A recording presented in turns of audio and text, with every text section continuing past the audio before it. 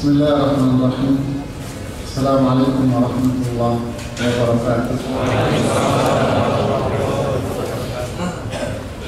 Alhamdulillah, nahmaduhu wa nasta'inuhu wa nastaghfiruh wa na'udzu billahi min shururi anfusina wa min sayyiati a'malina. May yahdihillahu fala mudilla lahu wa may yudlil fala hadiya lahu. Asyhadu an la ilaha illallah wa asyhadu anna Muhammadan abduhu wa rasuluhu la nabiyya ba'dah. Sallallahu wa sallam wa ala alihi wa ashabihi wa man ihtada bi hadihi ila yaumiddin. Amma ba'd. Fa inna asdaqal hadits kitabullah wa khairal huda huda Muhammadin sallallahu alaihi wasallam wa syarrul umuri muhdatsatuha wa kullu muhdatsatin fid din bid'ah wa kullu bid'atin dhalalah wa kullu dhalalatin fin nar. Para jemaah rahimani wa rahmakumullah jami'an, pada hari ini kita akan bersama-sama mempelajari dan melanjutkan bahasan kita pada tafsir Al-Quran, tafsir juz 30. Pada pertemuan-pertemuan sebelumnya kita telah mempelajari bersama-sama 3 surat yang memiliki keutamaan besar dalam keseharian kita: surat An-Nas, surat Al-Falaq, dan surat Al-Ikhlas. Pada kali ini kita akan mencoba untuk mempelajari satu surat yang menunjukkan kebenaran risalah Muhammad bin Abdullah, kebenaran dari kenabian dan kerasulan Muhammad bin Abdullah, kebenaran dakwah Rasulullah sallallahu alaihi wasallam, kebenaran apa yang dibawa oleh Rasulullah sallallahu alaihi wasallam, bahwa Al-Quran, bahwa sunnah yang diajarkan Rasulullah SAW itu adalah hak, benar datangnya dari Allah Subhanahu wa ta'ala. Man khalafa halak, barang siapa yang menyelisihinya dia akan binasa, barang siapa yang menentangnya dia akan merugi dan binasa. Inilah surat Al-Masad, profil seorang yang memiliki kedudukan tinggi, keturunan yang sangat tinggi di zamannya. Mereka atau dia yang memiliki harta yang berlimpah di zamannya. Tetapi inna Allah la yanzuru ila suwarikum wala ila ajsadikum walakin yanzuru ila ma fi qulubikum. Tetapi sayangnya Allah tidak melihat penampilan kita, tidak melihat badan kita, tetapi Allah akan melihat apa yang ada di dalam hati kita. La yanalallaha luhumuha wala dima'uha walakin yanaluhu taqwa. Bukan daging dan darah yang sampai kepada Allah, tetapi yang sampai kepada Allah adalah apa yang ada di dalam hati kita. Surat Al-Masad atau yang dikenal pula dengan nama surat Lahab, tapi lebih dominan penamaan dengan nama surat Al-Masad.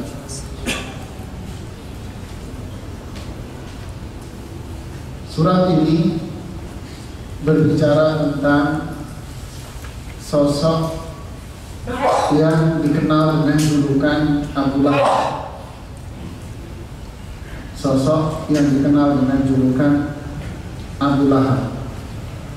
Tetapi surat ini, para jemaah sekalian, bukan hanya sekedar cerita profil seseorang. Ini yang harus kita camkan.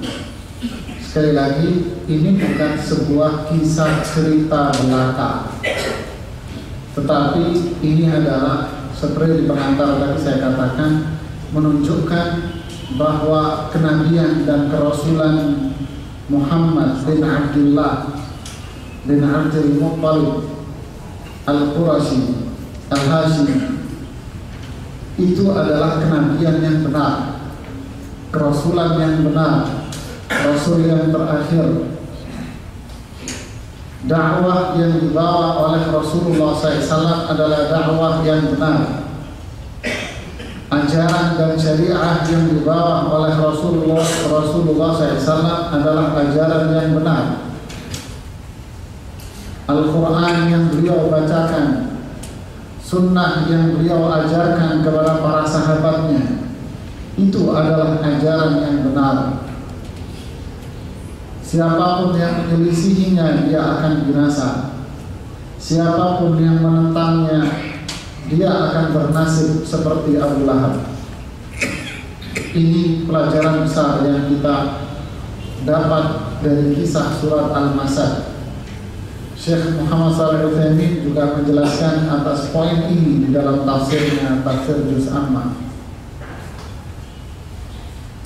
Sebelum kita mulai penjelasan tentang surat ini, siapa profil Abu Lahab? Siapa nama asli Abu Lahab?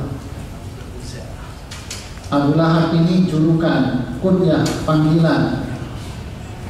Nama aslinya adalah Abdul Uzza bin Abdul Muttalib bin Hashim.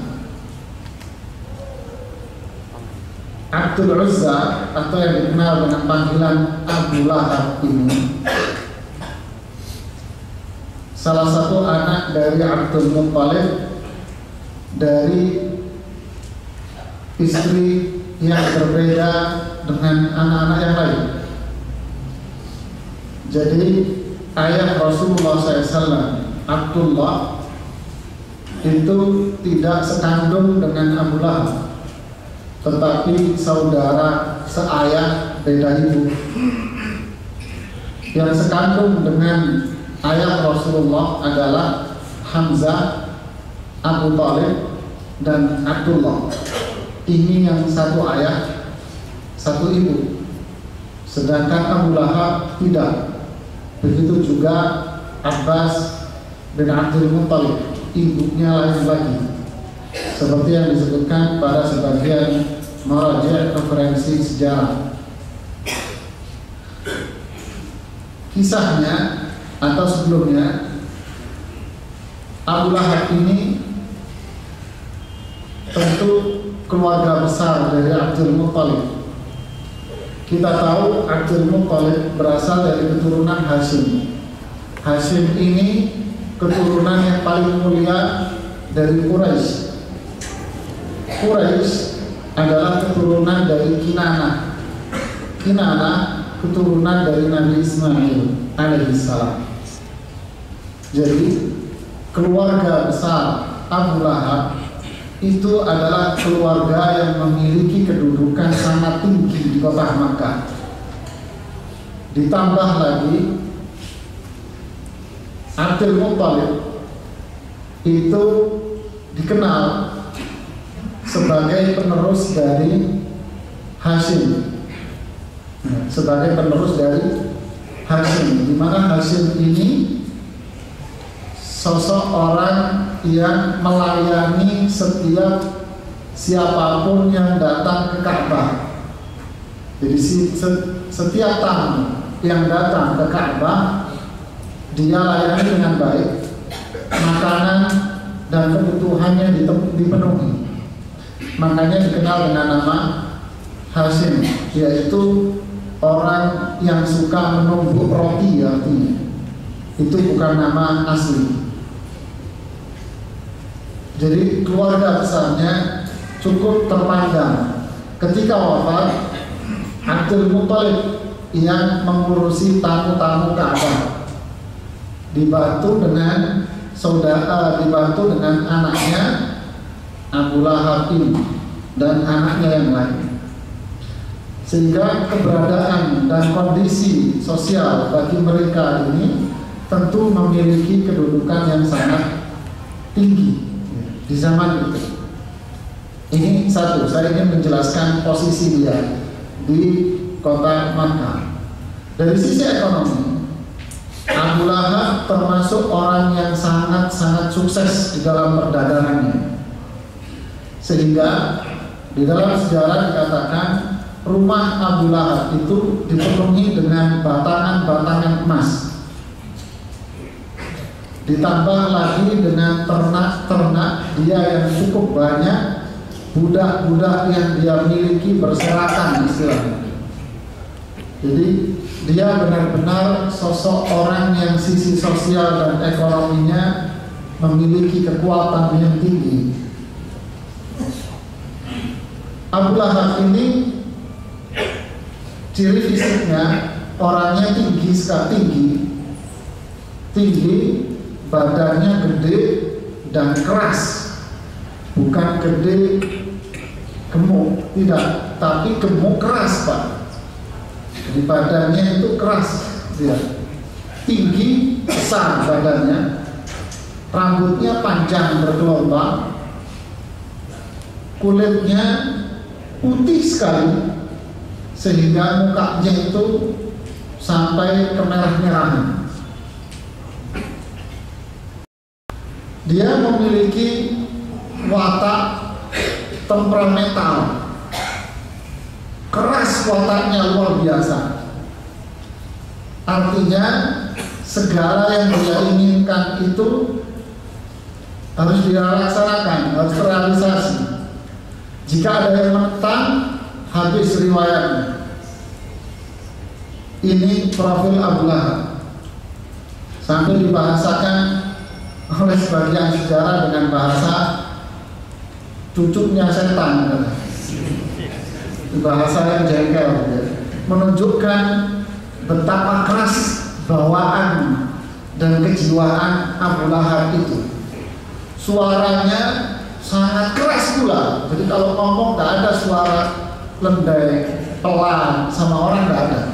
Kalau ngomong mesti nadanya tinggi sekali dan bahasanya bersih, bahasa ngamuk-ngamuk terus Pak. Inilah Abu Lahab. Ketika Rasulullah SAW lahir, Abu Lahab itu punya budak perempuan yang kebetulan pada waktu itu lagi menyusui anaknya. Budak ini bernama Suwaibah. Dia lagi punya anak namanya Masruh, jadi lagi menyusui ini. Ketika Rasulullah lahir, setelah waktu 1 minggu, bayi Rasulullah SAW ini disusui oleh Suwaibah. Jadi Suwaibah ini budak perempuan milik Abu Lahab.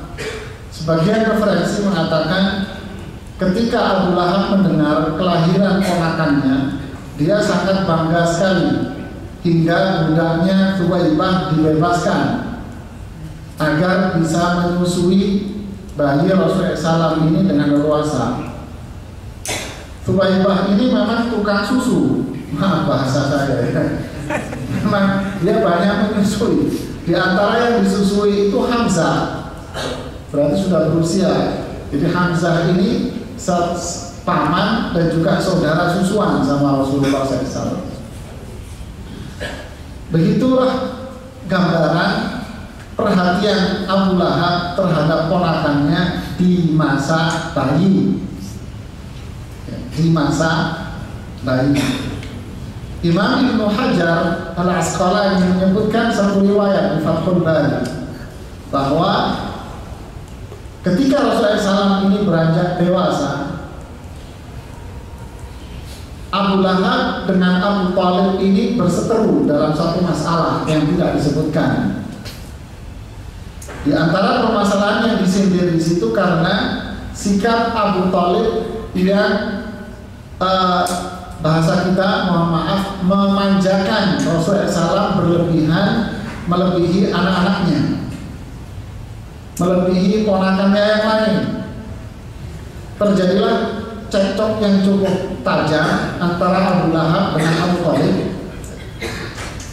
Abu Thalib ini profil orangnya lembut, jadi berbalik sama sekali dengan Abu Lahab, lembut. Jadi kalau tutur kata pelan ngomongnya, halus, pelan. Sedangkan Abu Lahab makanan belum datang udah dicaplok dulu, Pak. Nggak tahu caranya gimana. Itulah Abu Lahab, sehingga perseteruan ini melahirkan perkelahian yang pada akhirnya, kata Imam Ibnu Hajar, Abu Lahab berhasil duduk di dadanya Abu Thalib, artinya menang. Ya. Wallahu a'lam kisah ini sahih atau tidak, saya tidak tahu. Yang jelas Ibnu Hajar menyebutkannya di Fathul Bari. Lalu Rasulullah SAW yang remaja itu melihat paman yang selama ini merawat beliau dari bayi, dari kecil, diberlakukan seperti itu oleh Abu Lahab. Sontak tangan Abu Lahab itu dipegang sama Rasulullah SAW yang remaja. Kemudian Abu Lahab dibanting sama Rasulullah SAW, menunjukkan betapa kuatnya orang zaman dulu ya. Abu Lahab pun mengatakan, sejak saat ini dia mengatakan, apakah kamu memberlakukan kedua pamanmu dengan cara yang seperti ini, wahai Muhammad? Sejak saat ini permusuhan kita telah jelas antara saya dan kamu, wahai Muhammad. Jadi dia merasa dikalahkan dan kebencian dia terhadap Rasulullah SAW mulai muncul. Di sini awal mula Abu Lahab tidak respect sama sekali dengan Rasulullah SAW. Tetapi uniknya di salah satu sejarah bahwa Abu Lahab ini punya 3 putra. Yang pertama bernama Utbah, yang kedua bernama Mu'attib, yang ketiga namanya Utaibah. Sebelum kenabian, waktu itu Rasulullah sudah memiliki anak, ya, punya anak beliau. Utbah menikah dengan siapa? Utbah menikah dengan Ruqayyah, putri Rasulullah SAW. Utaibah menikah dengan Ummu Kulthum, putri Rasulullah SAW. Tetapi sebagian ahli sejarah mengatakan pernikahan keduanya ini tidak lama setelahnya turun wahyu, sehingga Abu Lahab memaksa kedua putranya ini untuk menceraikan istri mereka. Lalu Allah pun menyelamatkan putri Rasulullah SAW dari tangan-tangan Abu Lahab. Akhirnya cerai berdua, yang pada akhirnya Ruqayyah dinikah sama Utsman, dan Ummu Kulthum menjanda lama sampai saudarinya Ruqayyah wafat, baru Ummu Kulthum menikah kembali dengan Utsman. Seperti itulah kebencian kebencian Abu Lahab terhadap Rasulullah SAW. Dan begitulah watak dia yang sangat temperamental sekali.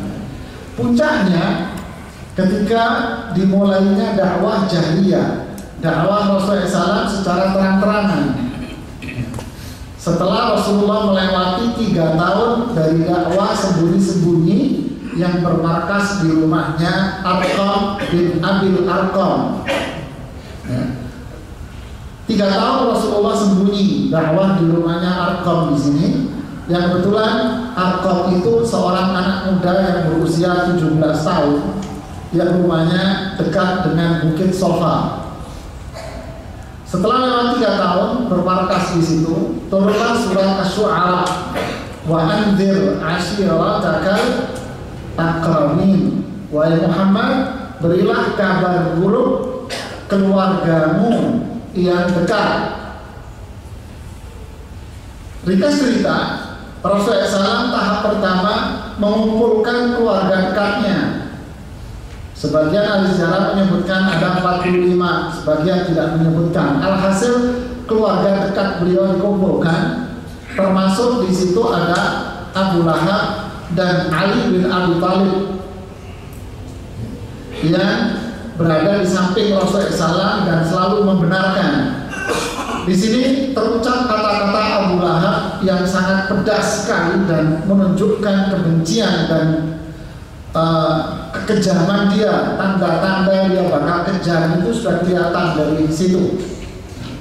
Tetapi selalu kata-kata Abu Lahab yang menunjukkan permusuhan itu dibantah oleh Abu Thalib dengan kata-kata yang lembut dan santun. Sampai satu riwayat mengatakan, wahai Muhammad, lakukan dan sampaikan ajaranmu. Semua nasihat-nasihatmu aku akan mendengar, dan saya akan menolong dan membantu kamu. Tetapi hati kecilku tidak akan bisa keluar dari agamaku. Ini Abu Thalib yang bicara. Dari sini Abu Lahab kekerasannya tetap, tapi dia tidak berani melawan secara terang-terangan. Kenapa? Karena ada Abu Thalib yang membela. Keesokan harinya Rasulullah SAW keluar dan berdiri di daerah Sofa, di daerah Bukit Sofa. Di situ sebagian ahli sejarah menyebutkan wilayahnya Batha. Di situ Rasulullah SAW berdiri sambil berteriak dengan mengatakan, ya Sabahah, ya Sabahah. Ini panggilan di masyarakat jahiliyah pada waktu itu yang menunjukkan ada situasi yang genting, situasi yang sangat penting sekali, darurat, emergen. Ada panggilan itu, ya Sabahah, berasal dari kata sobah, pagi. Artinya pagi-pagi ini ada berita yang sangat penting. Sehingga penduduk Makkah saling bertanya, sautuman, suara siapa itu? Suara siapa itu? Mereka melihat suara Muhammad. Akhirnya mereka berkumpul di sekitar bukit itu, termasuk juga Abu Lahab ikut datang. Lalu beliau mengatakan, ya Bani Ka'ab, wahai keturunan Ka'ab bin Murrah, selamatkan diri kalian dari api neraka. Wahai keturunan Hashim, selamatkan diri kalian dari api neraka. Wahai keturunan Abdul Muttalib, selamatkan diri kalian dari api neraka. Ini satu riwayat. Riwayat yang lain Rasulullah langsung mengatakan, seandainya anni mukhbirukum anna wara'a hadzal jabal aduwwan aw khailun musbihukum akuntum musaddiqiyya. Wahai kaum, seandainya aku memberitahukan kepada kalian bahwa dari balik gunung ini ada pasukan berkuda yang akan menyerang kalian semuanya, apakah kalian mempercayai apa yang aku katakan? Sontak penduduk Makkah itu menjawab, ma na'rifu laka kadhiba.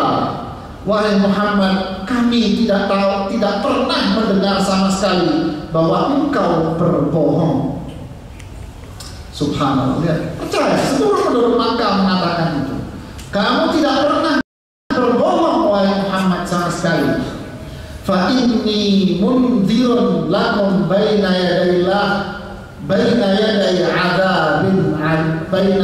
adzabin alim.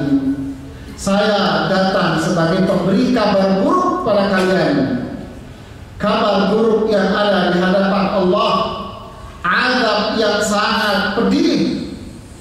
Sontak Abu Lahab langsung jawab, berkomentar, ya Muhammad, ali hadza jama'tana tabban laka sa'ira yaum. Sontak dengan suaranya yang keras menggelegar itu, dia mengatakan, ya Muhammad, untuk ini kamu mengumpulkan kita sungguh celaka dirimu sepanjang hari. Selesai Abu Lahab berbicara, langsung Allah menurunkan surat ini. Tabbat yada abi lahabin wa tab. Ini sebab turun surat Al-Masad. Cerita cukup panjang. Jadi Abu Lahab memang orang yang sangat-sangat membenci Rasulullah SAW. Dengan keturunan dia yang tinggi, nasab dia, harta dia yang berlimpah, dia berusaha untuk membunuh, mendiskreditkan, menghina, mencemooh, mencaci maki, dan tidak segan-segan membayar orang-orang untuk melukai dan membunuh Rasulullah SAW. Tetapi semua itu hanya rencana-rencana orang kafir yang semuanya gagal dengan iman dan kesabaran Rasulullah dan para sahabatnya. Kita lihat dari surat ini. Di ayat yang pertama Allah berfirman, Tabbat yada abi lahabin wa tab. Tabbat apa artinya? At-taba itu artinya diartikan oleh para ulama ahli tafsir semua mengatakan al-khusran, kerugian. Sebagian ahli tafsir mengatakan halak, kebinasaan.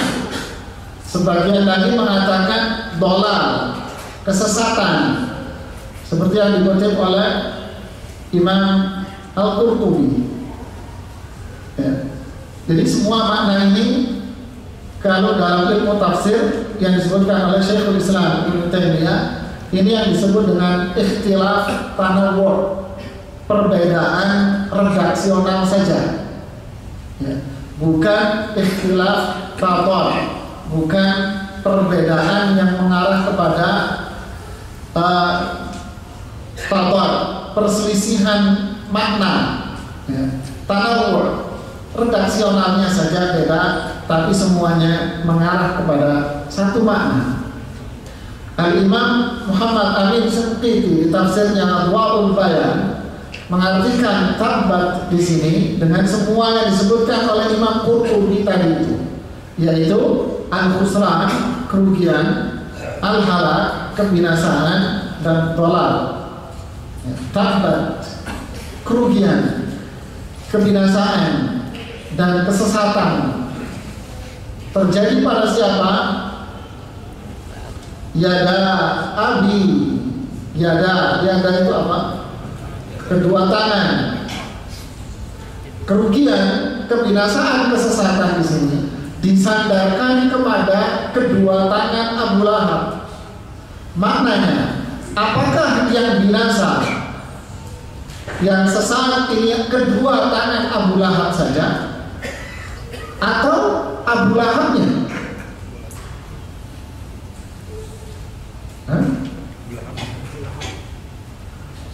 Kok kedua tangannya yang disebutkan di sini? Seperti di ayat yang lain, nasiyatin kadhibah, ya kan, surat Al-Alaq. Nasiyatin kadhibah. Nasiyah itu apa?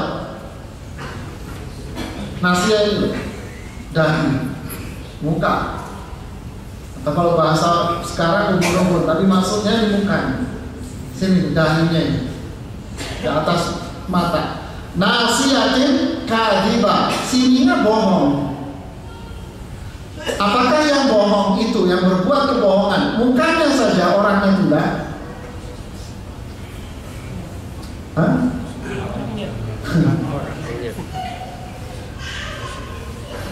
Ini menarik. Imam Syanqiti mempunyai pembahasan yang cukup panjang di sini.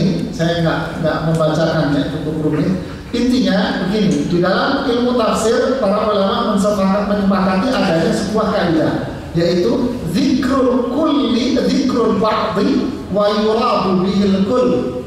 Penyebutan sebagian itu yang dimaksud adalah semua, atau dengan bahasa lain zikrul juz'i wa yuradu bihil kull, menyebutkan sebagian, tapi yang dimaksud itu adalah semuanya.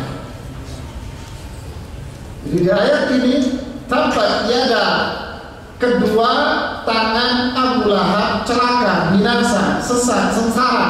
Yang dimaksud bukan kedua tangan Abu Lahab. Begitu juga nasiyatin kadhibah, yang bohong bukan mukanya, tapi siapa? Yang celaka, binasa ya Abu Lahabnya. Abu Lahabnya yang sengsara, yang bohong ya orangnya yang bohong. Tapi kenapa kok yang disebutkan di sini itu menggunakan bahasa tangan? Apa alasannya?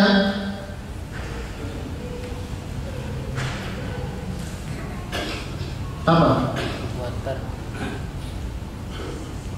Ada komentar menarik dari Syekh Muhammad Shalih Al-Utsaimin, saya bacakan.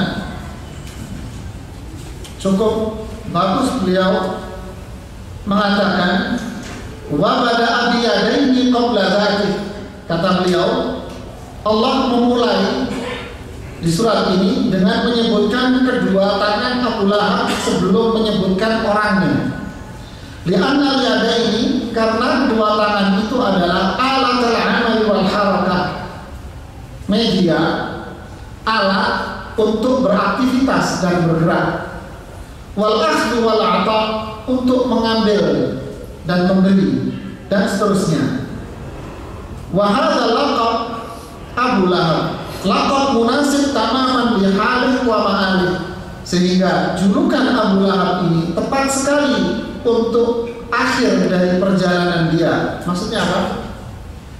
Jadi kenapa Abu Lahab itu dikatakan di ayat ini sebagai sosok orang yang binasa, celaka, dengan menggunakan bahasa kedua tangan.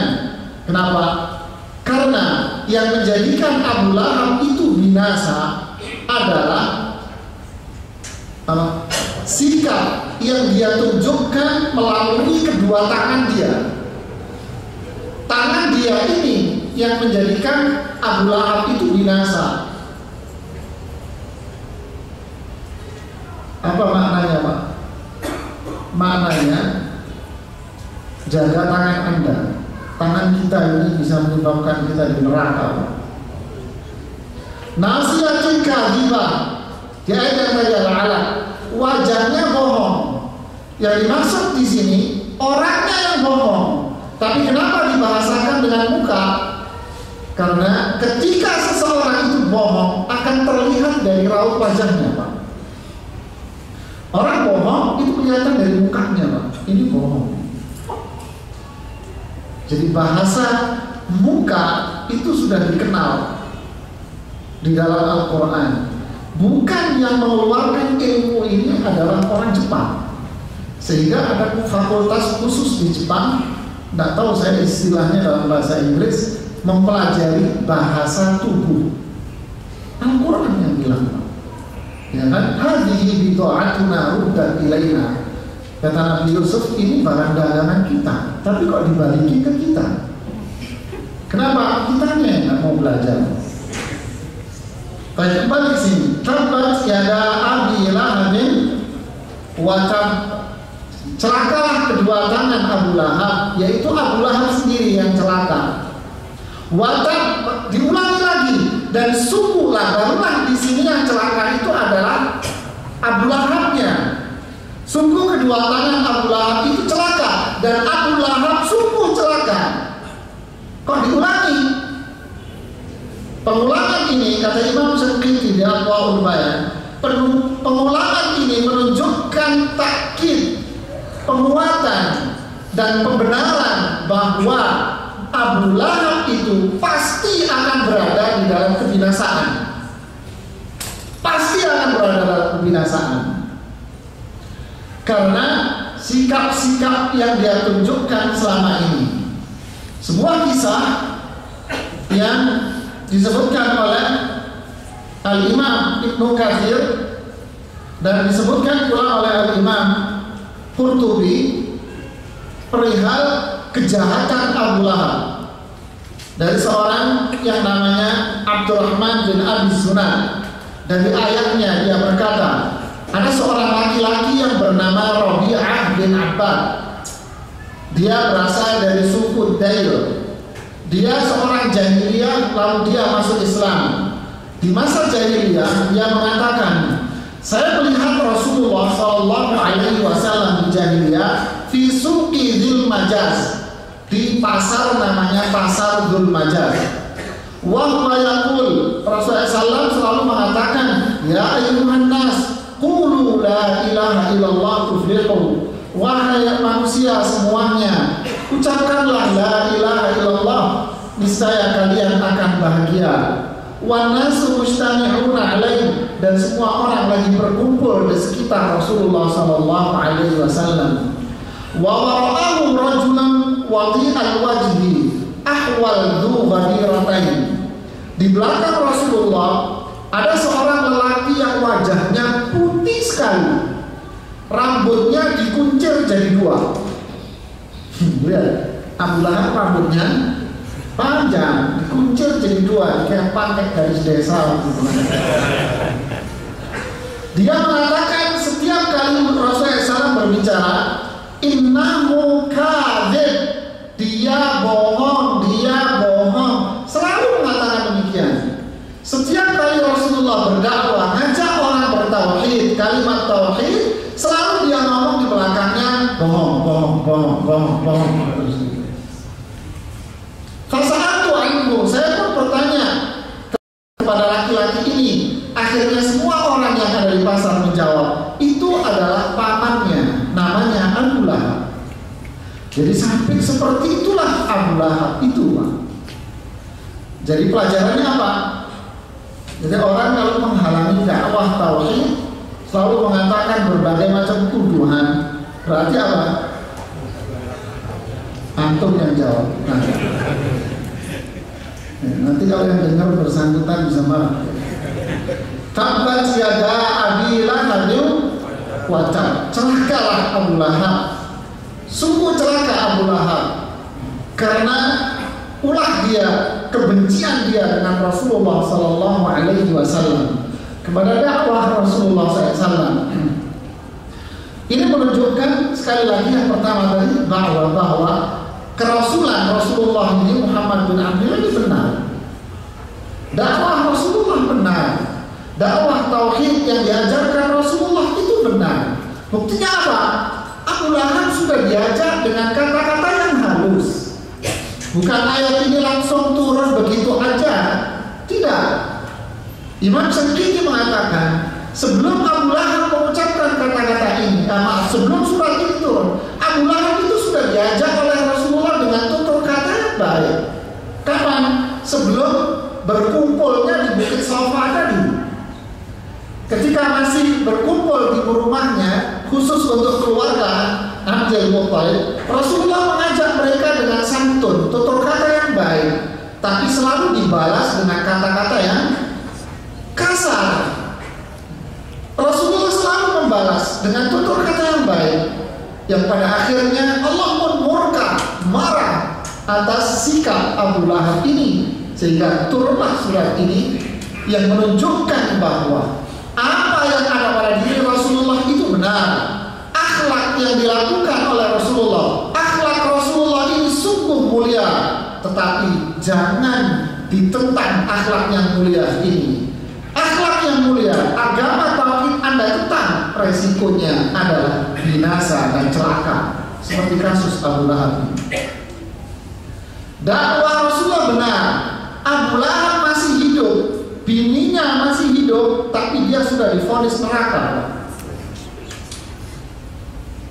Ya. Menunjukkan sekali lagi dakwah tauhid ini dakwah yang benar. Penentangnya divonis neraka orang yang masih hidup. Sebagaimana orang yang membela Rasulullah Sallallahu Alaihi Wasallam sudah dijanjikan surga, padahal mereka masih hidup pula. 10 sahabat yang pertama kali masuk Islam, mereka 50 sahabat yang pertama kali masuk Islam, sahabat yang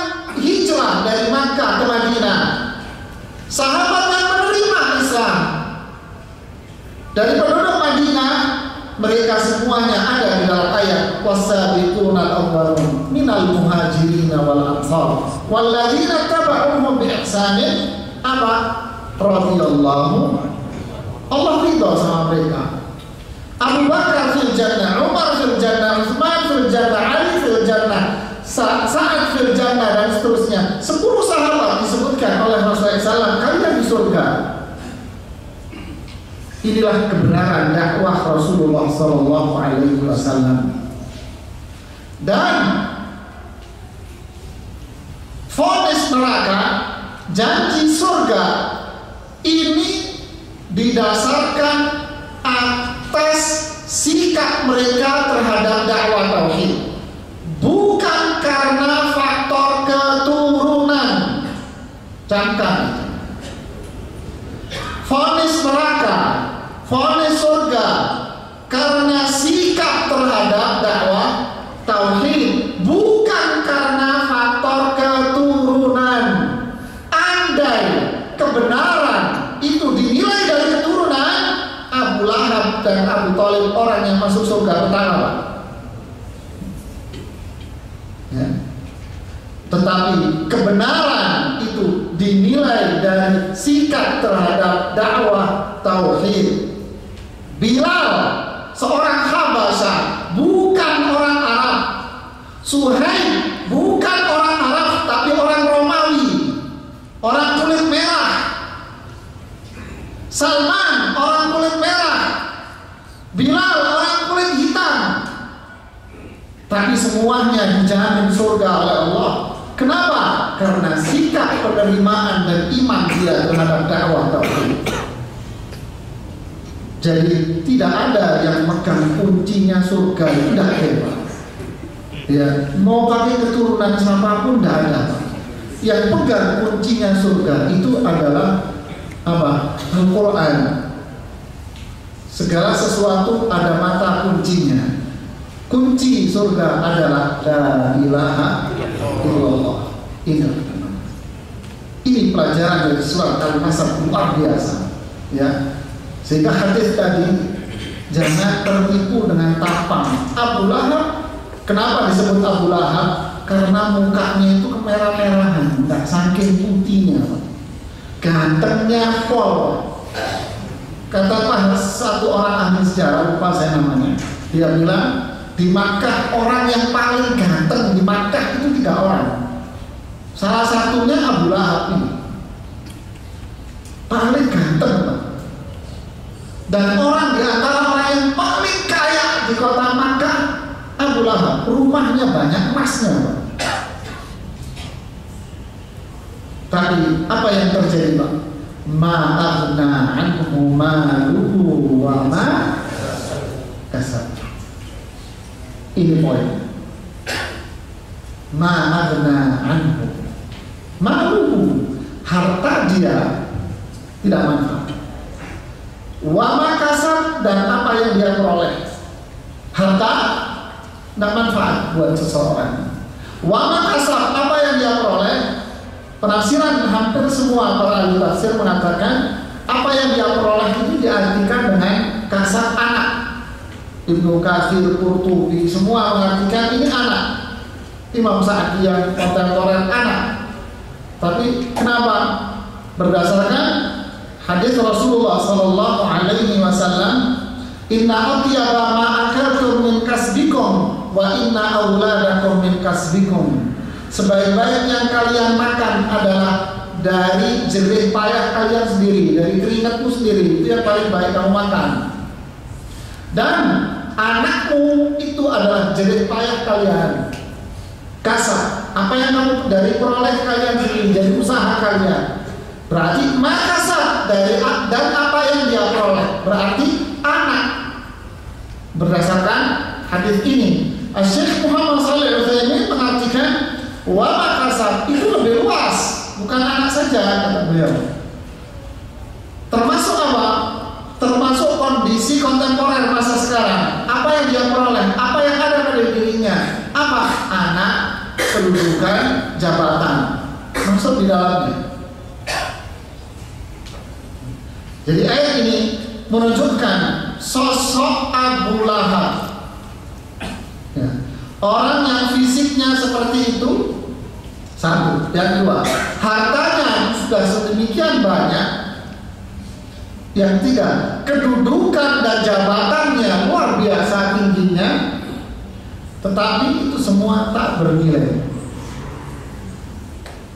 Andai ketampanan itu menjadi tolak ukur, Pak, Luqman itu nggak masuk surga, Pak. Tahu Luqman? Luqman Al-Hakim itu budak hitam jelek, Pak. Tetapi profil orangnya menjadi ayat di dalam Al-Quran, Pak. Ini Islam.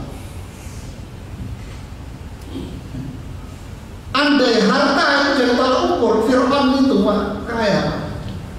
Abu Lahab ini kaya.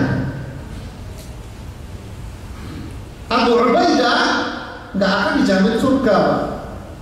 Ali bin Abi Thalib nggak akan dijamin surga. Kenapa? Karena Ali bin Abi Thalib, Abu Ubaidah itu kiri, Pak, nggak punya uang. Saya ngomong apa adanya, bahasa sekarang. Tapi ternyata bukan harta yang menjadi tolak ukur orang itu bahagia. Bukan harta yang menjadi tolak ukur orang itu menjadi jaminan selamat dari neraka atau bahagia dengan surga Allah. Tidak. Ma'akhna anhu maluhu wa ma kasab, bukan jabatannya. Fir'aun itu jabatan tinggi, Pak. Raja Namrud itu tinggi jabatannya, tapi semua tak bernilai. Halaka anni maliyah,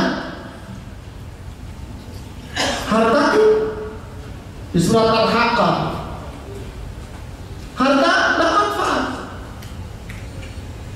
kedudukan jabatan tidak bermanfaat. Nah, inilah satu pelajaran yang berharga buat kita. Wahai Abu Ubaidah, saya ingin melihat rumahmu. Wahai Amirul Mukminin Umar bin Khattab, untuk apa engkau pergi ke rumahku? Toh akan menambah kesedihan dan tetesan air mata di pipimu. Tidak, saya akan melihat rumahmu. Masuklah Umar bin Khattab ke rumahnya Abu Ubaidah yang waktu itu ditunjuk sebagai gubernur untuk wilayah Kufah. Gubernur masuk rumah, benar Umar meneteskan air mata. Kenapa Umar hanya melihat satu tikar dan satu panci, lalu baju besi dan pedang? Abu Ubaidah mengatakan, tidakkah aku tadi sudah mengatakan kepada dirimu, wahai Amirul Mukminin, akan menambah dirimu kesedihan dan tetesan air mata itu tidak bisa terelakkan lagi dari pipimu. Sungguh engkau tidak layak untuk mendapatkan ini semuanya, wahai Abu Ubaidah. Apa jawaban beliau? Wahai Amirul Mukminin, apalah artinya sebuah dunia jika kita semua akan kembali ke sisi Allah? Subhanallah. Lihat ucapan yang muncul dari sahabat yang dijamin surga. Apalah arti sebuah dunia jika kita kembali kepada Allah? Artinya tidak usah sedih atas rupiah-rupiah yang ada di tangan kita. Berhati-hatilah orang yang berlembar-lembar yang ada di dalam kantongnya. Kita lanjutkan pembahasan ini setelah sholat isya.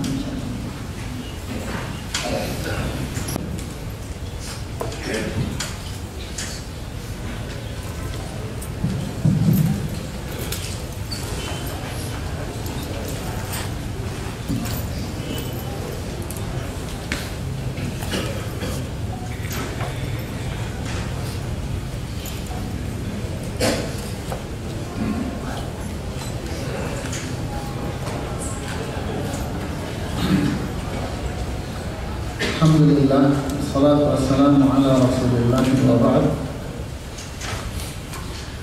Pada ayat yang kedua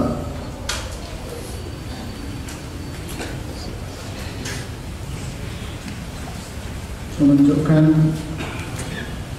bahwa apa yang ada pada diri Abu Lahab itu tidak akan bisa menyelamatkan dirinya. Begitu juga ini pelajaran buat kita semuanya, bahwa yang menyelamatkan seseorang dari azab neraka itu adalah iman, tauhid kepada Allah Subhanahu wa taala. Wa ma yughni anhu maluhu idza taradda. Wa ma yughni anhu maluhu, harta dia tidak akan bisa memberikan manfaat terhadap dirinya idza taradda, ketika dia kembali menghadap Allah. Ma aghna anni maliyah halaka anni sultaniyah khudhuhu faghurruh. Ma aghna anni maliyah, hartaku sudah tidak bermanfaat lagi bagi diriku. Halaka anni sultaniyah, kedudukan dan jabatanku sudah tidak bermanfaat pula, binasa semuanya. Yang selama itu harta, kedudukan selalu membebaskan seseorang dari yang namanya keburukan di dunia. Tetapi ketika di akhirat tidak. Tentu para jemaah sekalian, ini berdasarkan melihat dari sudut pandang harta itu, bahwa harta itu secara fisik, harta tidak akan bisa menyelamatkan seseorang.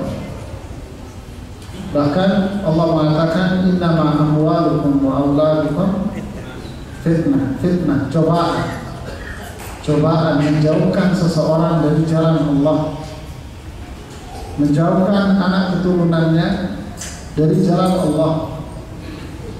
Berapa banyak keluarga berantakan, kacau balau, tidak kenal namanya ayah, tidak kenal mana yang namanya ibu, karena harta. Kasus-kasus yang banyak terjadi, mohon maaf, pengalaman saya, mulai dari kota besar Jakarta sampai daerah pun, ketika tauhid iman tidak ada, maka apa yang dikatakan Allah itulah yang terjadi. Akan menjadi fitnah.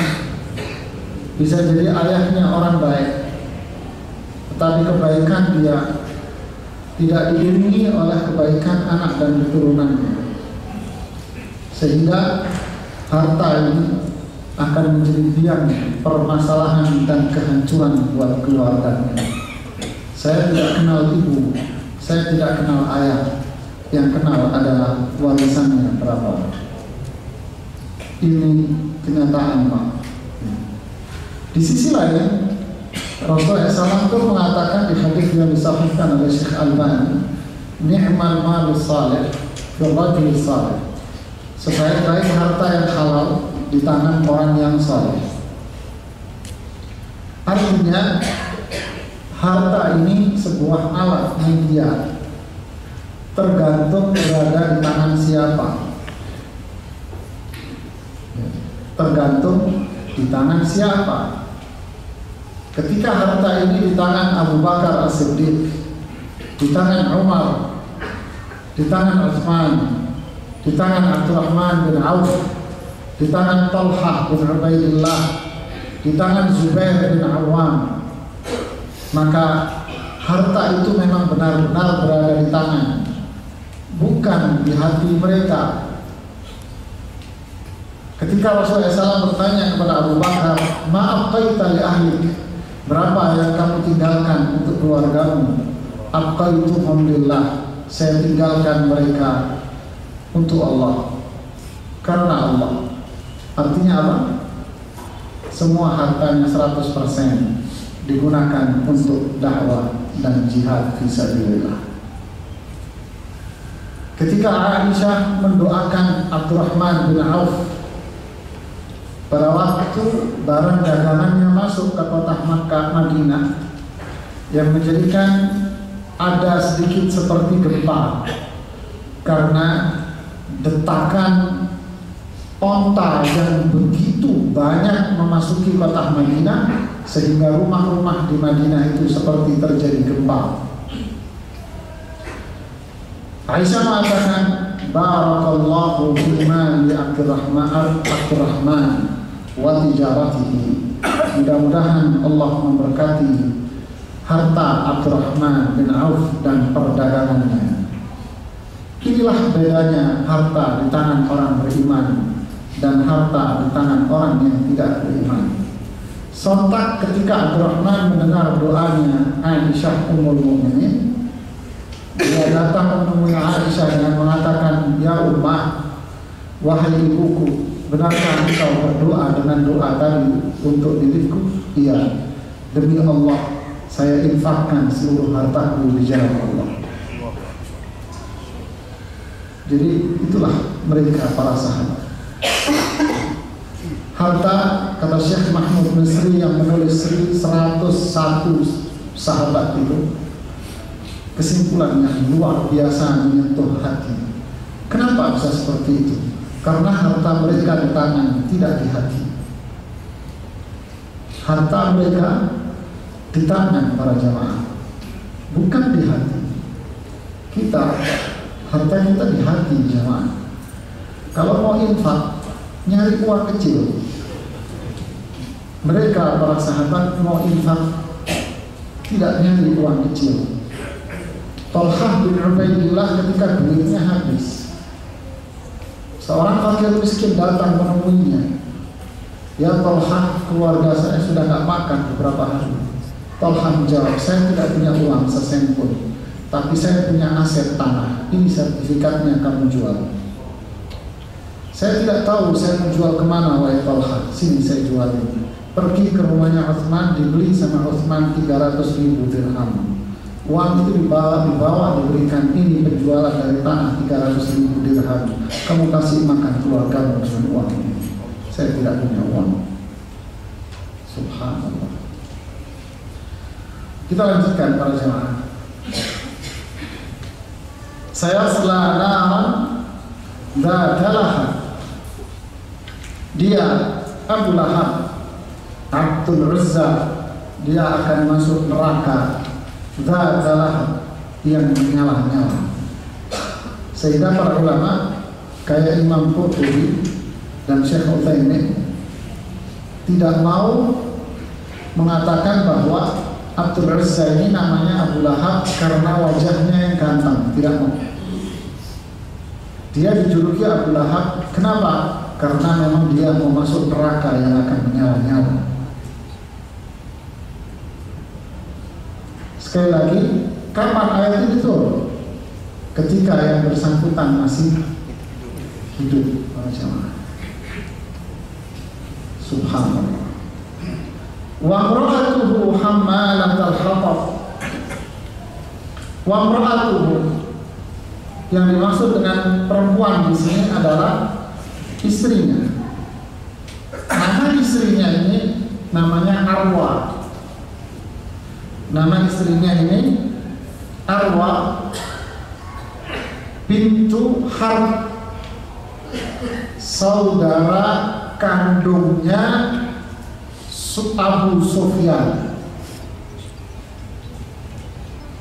Saudara kandung dari Abu Sufyan, ya.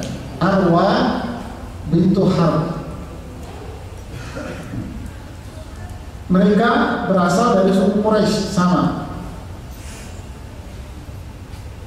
Jadi Abu Sufyan berkolaborasi dengan Abu Lahab untuk memerangi Rasulullah SAW, sehingga muncullah perang Badar, muncul perang Uhud, muncul perang Khandaq dan seterusnya, sampai sampai Abu Sufyan sendiri masuk Islam pada waktu malam penaklukan kota Mekah. Malam penaklukannya, di pagi hari penaklukan kota Mekah, Abu Sufyan bin Harb masuk Islam, ya, diiringi oleh istrinya Hindun. Sedangkan Abu Lahab tidak, sudah distempel oleh Allah dengan turunnya ayat ini bahwa dia akan kelak masuk neraka. Nauzubillah. Wa imra'atuhu hammalatal hatab, dan istrinya yang membawa kayu bakar. Apa yang dimaksud dengan istrinya membawa kayu bakar? Secara umum para ahli tafsir mengatakan bahwa istrinya ini senantiasa membantu suaminya dalam rangka mencegah, menghalangi dan melancarkan kebenciannya kepada Rasulullah Sallallahu Alaihi Wasallam. Membantu suaminya tolong menolong dalam hal kekufuran. Hammalatal hatab, tata'awan hiya wa zawjuha 'alal itsmi wal 'udwan. Dia sama suaminya tolong menolong dalam hal kekufuran, dosa dan permusuhan. Imam Ibnu Jarir mengatakan di dalam kitab tafsirnya, para ulama berselisih pandang untuk memaknai kata hammalatal hatab ini, membawa kayu bakar. Apa maknanya? Sebagian para ulama memaknai kata beliau, kanat tajibu bisyauqi fatatrahuhu fi tariqi Rasulillah SAW. Dia seringkali membawa duri untuk diletakkan di jalanan yang biasa dilalui oleh Rasulullah SAW ketika beliau hendak pergi ke Ka'bah. Ya. Jadi diletakkan duri-duri itu. Sebagian yang lain mengatakan yang dimaksud dengan ayat ini adalah kana tahtibul kalam wa tamshi bin namimah wa tu'iyyu Rasulullah SAW bil faqri. Yang dimaksud dengan membawa kayu bakar, al-hatab bakar di sini adalah kiasan akan pembicaraan bahwa si perempuan ini selalu membuat opini, kalau bahasa kita sekarang, membuat isu akan kebohongan-kebohongan terhadap Rasulullah. Dia yang mengadu domba Rasulullah SAW dengan yang lain. Dia yang menuduh Rasulullah SAW dengan membohong. Dia yang menuduh Rasulullah SAW dengan tukang sihir dan sebagainya yang disebutkan dalam Al-Quran itu. Orang miskin, dukun dan sebagainya. Dialah perempuan ini yang ikut membantu suaminya dalam melancarkan kebenciannya. Walaupun sebagian ulama mengatakan yang paling tepat di sini adalah bukan ucapan tetapi fisik, ya, yaitu hammalatal hatab. Memang dia berusaha untuk menyiksa Rasulullah SAW, membantu suaminya. Ada sebuah kisah yang menunjukkan bahwa kebencian dia dengan Rasulullah SAW ini begitu besar. Perempuan ini, Arwa ini, sangat benci sekali kepada Rasulullah SAW. Ketika ayat ini turun, dia mendengarnya, dia tahu ayat ini, hammalatal hatab. Lalu si Arwa ini datang mencari Rasulullah Sallallahu Alaihi Wasallam. Ibnu Katsir mengatakan dia pergi mencari Rasulullah, walaha walwalah. Walwalah ini ngomel. Dia sepanjang jalan ngoceh mulutnya, bahasa kasarnya begini. Sepanjang jalan ngomel-ngomel dia. Dan Arwa ini tukang syair, ahli dan jago syair. Ya. Jadi ngomel, maksudnya ngomel di sini sepanjang jalan dia baca syair, tapi syair yang spontanitas begitu ya. Kemudian di tangannya walaha wa fi yadiha fihrun. Di tangannya itu ada fihr minal hijarah. Di tangannya dia bawa batu ukuran sedang. Dan dia tahu biasanya Rasulullah ini berada di mana. Dia tahu Rasulullah biasanya di sekitar Ka'bah. Dia pun pergi dengan membawa batu ukuran sedang itu. Memang di situ ada Rasulullah SAW dan beliau lagi ditemani oleh Abu Bakar As-Siddiq radhiyallahu taala anhu. Ketika Abu Bakar melihat ada Arwa ini datang, panggilannya Ummu Jamil. Si Ummu Jamil ini datang Arwa. Abu Bakar mengatakan, ya Rasulullah, ada Ummu Jamil datang kemari. Aku takut dia melakukan sesuatu terhadap dirimu. Abu Bakar tipe orang yang subhanallah radhiyallahu ta'ala anhu, lembut sekali orangnya. Ya Rasulullah, saya takut. Bukan berarti beliau takut, ya tidak. Artinya beliau takut sesuatu menimpa Rasulullah. Ya Rasulullah, saya takut dia melakukan sesuatu terhadap dirimu. Rasulullah mengatakan, innaha lan tarani, wahai Abu Bakar, al-ummu jamil, arwah ini tidak akan melihat wajahku sama sekali. Lalu beliau membaca ayat di dalam surat Al-Isra. Ini yang diriwayat Imam Ibnu Katsir, ya. Di Qurtubi tidak disebutkan ayat ini. Beliau membaca ayat, wa idza qara'tal qur'ana ja'alna bainaka wa bainal ladzina la yu'minuna bil akhirati hijaban mastura. Jika kalian membaca Al-Quran, jika kamu membaca Al-Quran, kami, kata Allah, akan menjadikan di antara kamu dan orang-orang yang tidak beriman dengan hari akhir itu hijaban mastura, ada penghalang nantinya. Jangan disalahpahami loh ya, melanggar polisi Anda baca ini ya, jangan. Kata Ustaz ada penghalang sama mereka, jangan. Ya ini Rasulullah yang baca, ini mukjizat.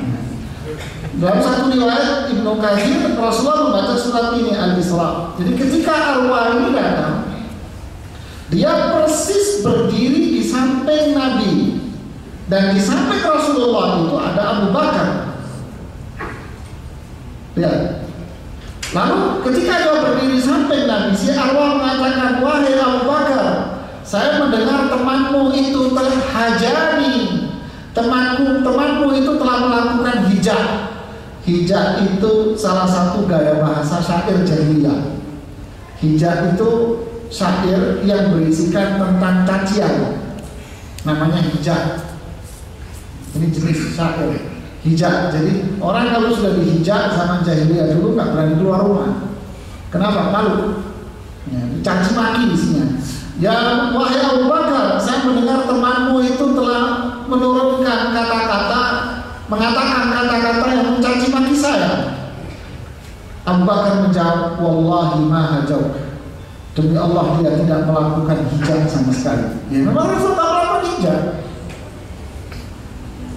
Apa kata Urwah? Kata Urwah ini, orang Arab telah tahu, sampai itu bahasa syair ya. Orang Arab tahu bahwa aku seorang wanita yang mulia. Orang Arab tahu bahwa aku wanita yang paling terpandang di kota ini. Lalu dia mengatakan, muzammaman abaina wajinahu qalaina wa amrahu asaina. Muzammaman abaina, celaan diiringi dengan pendustaan. Dinahu qalaina, agamanya saya tinggalkan. Wa amrahu asaina, perintahnya aku ingkari. Bahasa syair kan? Artinya saya datang untuk mencelah dia, agamanya aku buang, perintahnya aku ingkari. Ini bahasanya arwah. Jadi kalau ada orang mengucapkan seperti ini, ya berarti dia cucunya arwah. Beginilah. Setelah itu arwah ini pergi. Lalu Abu Bakar mengatakan, ya Rasulullah, apakah dia tadi tidak melihatmu? Rasulullah mengatakan, wahai Abu Bakar, dia tidak bisa melihat diriku. Jadi si arwah nggak melihat Nabi, seakan-akan di situ nggak ada Rasulullah. Padahal Rasulullah duduk di bawahnya dia. Ada Abu Bakar di situ yang melihat hanya Abu Bakar saja. Subhanallah. Inilah mukjizat yang Allah berikan kepada Rasulullah SAW, bahwa beliau dilindungi dari tangan-tangan orang kafir yang seperti ini. Bahwa Rasulullah dilindungi dari mereka-mereka ini. Kalau kita lihat sejarah, memang Rasulullah dilindungi dari semua orang-orang yang bersikap jahat. Kemudian para jamaah, wa imra'atuhu hammalatal hatab fi jidiha hablum min masad. Apa artinya? Fi jidiha itu lehernya, di lehernya arwah ini habl, tali, min masad, tali dari masad, makanya disebut surat Al-Masad. Apa masad itu? Lihat, ini penafsiran dari Imam Ibnu Jarir At-Tabari, tafsir yang pertama dibukukan. Beliau mengatakan Al-Masad itu adalah tali min lifin wa hadidin wa lihanin, tali yang terbuat dari beraneka ragam jenis benang. Jadi bisa dia terbuat dari lif, benang biasa, dia bisa terbuat dari besi yang diikat jadi satu, yang mungkin kita masak ini tambang yang terbuat dari beraneka ragam kan, kemudian dirakit jadi satu, diikat ya masak tambang. Fiji diha hablum min masad. Jadi di lehernya si arwah ini ada tali yang terbuat atau jenis yang seperti tambang itu. Apa maksudnya? Disebutkan para ulama bahwa diantaranya Imam As-Sa'di mengatakan di dalam tafsirnya bahwa kelak di dalam neraka, ini penafsiran Imam Sa'di, kelak di dalam neraka arwah ini dia yang membawakan kayu bakar untuk Abu Lahab. Jadi arwah ini yang membawakan kayu bakar, hamalatul hatab, dia yang bawa kayu bakar untuk Abu Lahab. Buat apa dia? Buat membakar diri suaminya sendiri. Sambil di lehernya dia ada kayu tali untuk mengikat kayu itu sendiri. Jadi dia saling tolong-menolong di dunia untuk melancarkan kebencian dan permusuhan dia kepada Rasulullah SAW. Berbagai macam dia lakukan untuk membantu suaminya. Ketika di akhirat, dimaknai oleh Imam As-Sa'di, ketika di akhirat pun dia membantu suaminya dalam rangka menyiksa suaminya sendiri. Apa pelajaran buat kita para jemaah? La ta'ata li makhluqin fi ma'siyatin. Tidak ada ketaatan pada makhluk siapapun selama itu mengajak dia ke dalam maksiat. Ingat ayat Al-Quran surat At-Takwir, wa idzan nufusu zuhijat. Apa maknanya? Ketika jiwa-jiwa itu digabungkan. Apa makna zuhijat digabungkan?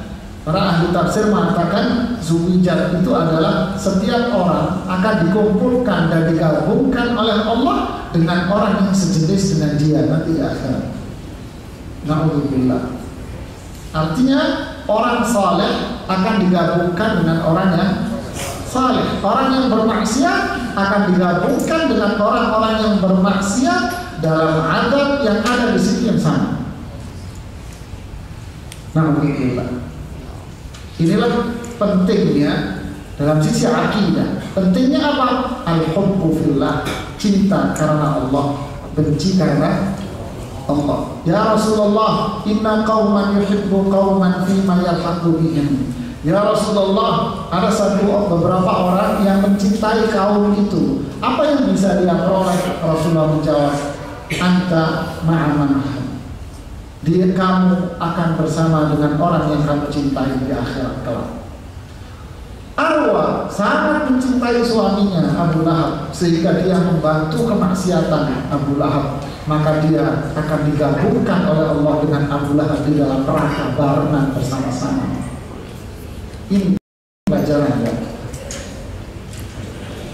Seorang sahabat bertanya, ya Rasulullah, mata sa'ah, kapan hari kiamat tiba? Rasulullah menjawab, mada a'dadta laha, kamu punya persiapan apa? Ma'adatu laha min kathrati siyamin wala salatin wala sadaqah walakinni uhibbuka ya Rasulullah. Saya tidak salat, saya tidak banyak ya Rasulullah. Sedekah saya tidak banyak ya Rasulullah. Puasa saya tidak banyak ya Rasulullah, tapi saya mencintai engkau ya Rasulullah. Apa kamu cintai, dan aku akan bersama kamu di surga. Wa idzan nufusu zuwijat. Ketika jiwa-jiwa itu digabungkan jadi satu oleh Allah, ini arwah mencintai suaminya, Allah gabungkan dia di akhirat dengan suaminya. Artinya, wa in jahadaka ala an tusyrika bima laysa laka bihi ilmun fala tuti'huma. Jika kedua orang tuamu menyuruh kamu untuk maksiat, jangan ditaati. Saya pernah ditanya seorang perempuan, ya Ustaz, suami saya melarang saya untuk memakai jilbab. Apa yang harus saya lakukan? Mentaati suami wajib, jilbab juga wajib, Ustaz. Apa yang harus saya lakukan?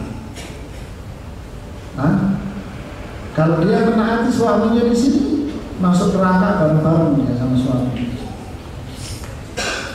Kalau dia tidak mentaati suaminya, berarti dia tidak mau masuk neraka sama suami. Artinya apa? Nggak usah didengerin suami. Ini jilbab. Ada lagi, Ustaz, saya tidak boleh menghadiri pengajian-pengajian seperti ini sama orang tua saya. Tetapi saya disuruh menghadiri pengajian-pengajian sufi, tasawuf. Tetapi saya curi-curi waktu. Apakah saya berdosa? Tidak. Ketika orang tua saya tahu saya menghadiri pengajian sunnah, orang tua menempelkan kertas ini di buku saya, primbon. Apa bunyinya Ustaz? Saya baca doa Nur. Primbon itu doa Nur. Astagfirullah. Jadi la ta'ata li makhluqin fi ma'siyatil khaliq. Ingat, ini cerita Al-Quran, Pak. Terkadang masyarakat kita senantiasa terbawa dengan perasaan bahasa orang Jawa Tengah, pekiwuh, Pak. Bahasa Jawa Tengah. Bahasa kita apa? Tidak enak, Pak. Tidak enak, Pak. Tetangganya ngajak dia melakukan syirik bid'ah, nggak enak, Pak, sama tetangga, Pak. Nanti diomongin, Pak. Kantornya suruh dia pakai peci setan, nggak enak, Pak. Bos, Pak, nanti saya dipecat, Pak. Saya bilang, bahlul kamu kalau ngomong. Kemarin ada karyawan itu saya gitu. Kenapa? Tidak ada di dalam perusahaan manapun klausul peraturan ADART perusahaan yang menyatakan bahwa Anda melakukan prinsip dan keyakinan Anda kemudian Anda dipecat. Tidak ada di perusahaan manapun, saya jamin. Benar, Ustaz? Benar. Tidak. Itu hanya selera bosmu saja. Tidak ada, Mas. Anda ikuti. Ini akhirnya ta'awun 'alal itsmi wal 'udwan. Resikonya Ummu Jamil sama Abu Lahab. Nah, inilah para jamaah beberapa pelajaran. Yang menarik lagi satu lagi sebelum saya tutup. Yang menarik dari diri saya adalah sikap kasar, kerasnya Abu Lahab senantiasa dibalas oleh Rasulullah SAW dengan kelembutan hati dan kata-kata yang tulus. Ini yang mahal. Sikap keras, dahsyat. Rasulullah SAW sholat di samping Ka'bah. Waktu itu beliau sudah punya anak dan Khadijah sudah wafat. Rasulullah sholat di samping Ka'bah. Dan pada waktu itu Abu Lahab CS lagi menyembelih kambing. Di antara mereka mengatakan, siapa yang berani meletakkan kotoran kambing ini di punggungnya Muhammad ini? Saya, satu di antara mereka. Lalu ketika Rasul rukuk apa sujud itu, kotoran kambing ini dikumpulin sama isi perutnya, ditaruh di punggungnya Rasulullah SAW yang lagi rukuk dan sujud. Melihat kondisi itu, Fatimah radhiyallahu taala, maaf, salah satu putrinya Salah satu putra Rasulullah SAW datang sambil menangis, sambil membersihkan kotoran-kotoran yang ada di punggung ayahnya. Kata Rasulullah SAW, tidak usah menangis wahai putriku, bersabarlah. Allah. Jadi inilah akhlak mulia Rasulullah SAW, ditanamkan pada diri sahabat. Sebagian para sahabat merasa tidak kuat atas serangan-serangannya Abu Lahab, gangguan, godaan, penyiksaan yang dilakukan oleh Abu Lahab. Supaya mereka kuat. Datang, dia manusia, mereka manusia. Datang menghadap Rasulullah SAW. Ya Rasulullah, mereka menyiksa sudah luar biasa. Rahimallahu Musa, laqad udhiya aktsara min hadza fasabar. Allah merahmati Nabi Musa. Nabi Musa dicoba lebih jahat dari kalian, tapi Nabi Musa sabar. Dia tidak pernah kejahatan orang dibalas oleh Rasulullah SAW dengan kejahatan serupa. Tentu ini berat, Mas. Berat. Akhlak, cerminan dari akidah dan tauhid. Jadi sangat disayangkan kalau kita yang belajar tauhid, terus setelah itu nggak punya akhlak sama orang. Ketemu orang nggak ngasih salam dengan dalih apa? Dengan dalih dia nggak sholat, Ustaz, dia begini, dia maksiat. Kemarin ada orang juga nanya, Ustaz, bagaimana kita melakukan itu? Sedangkan dia perempuan itu pakai celana pendek kalau keluar rumah. Saya bilang, emang dia perempuan yang celana pendek itu setan, sehingga kamu nggak boleh berbuat baik sama dia. Maaf bahasa saya sakut apa adanya. Ya, saya suka bahasa sakut, Mas, ya. Emang setan dia keluar sama depan rumah kamu? Emang dia orang kafir yang harus kamu diam sama dia? Tidak, dia muslimah, Mas. Ingat akhlak Rasulullah SAW kepada orang-orang munafik yang ada di zaman beliau. Ditunjukkan sama Rasulullah permusuhan dengan orang munafik? Tidak. Ditunjukkan permusuhan beliau kepada Ibnu Ubay CS? Tidak. Ini yang menjadikan mereka, orang-orang itu di zaman Rasulullah, masuk Islam karena melihat akhlak Rasulullah SAW. Banyak di antara teman-teman kita rajin ngaji, tapi mulutnya asam kecut, Mas. Melihat orang, gak ada senyum-senyumnya, gak ada salamnya sama orang. Akhirnya timbul apa? Mohon maaf, SMS di handphone saya. Ustaz mau nanya, ada tetangga saya, Ustaz, katanya dia ngaji sunnah sesuai hadis Nabi, tapi kalau ketemu saya itu salam mudah, Ustaz. Masa orang kayak begitu? Katanya ngaji rajin. Ini banyak ya ikhwan. Lihat akhlak Rasulullah, dicaci maki habis sama Abu Lahab, pamannya sendiri. Apa sikap Rasulullah? Tetap ditunjukkan akhlak yang mulia. Ini pelajaran besar buat kita. Banyak hal-hal yang bisa kita petik dari surat Al-Masad ini. Wallahu ta'ala a'lam bishawab. Ini yang bisa saya sampaikan. Barangkali ada yang ingin ditanyakan, silakan.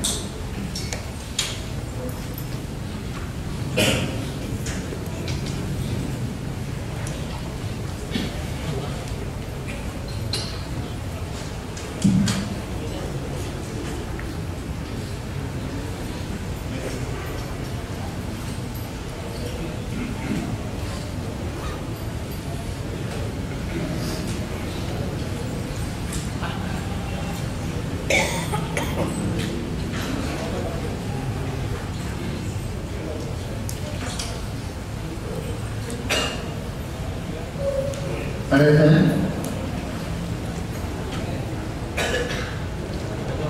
Ustaz, kalau mau tanya tentang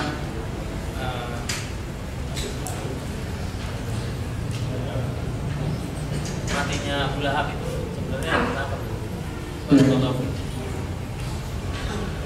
Ada sebuah kisah riwayat yang menyatakan bahwa Abu Lahab ini wafat sepulang dari perang Badar. Jadi ketika dia pulang dari perang Badar, ada luka-luka di tubuhnya.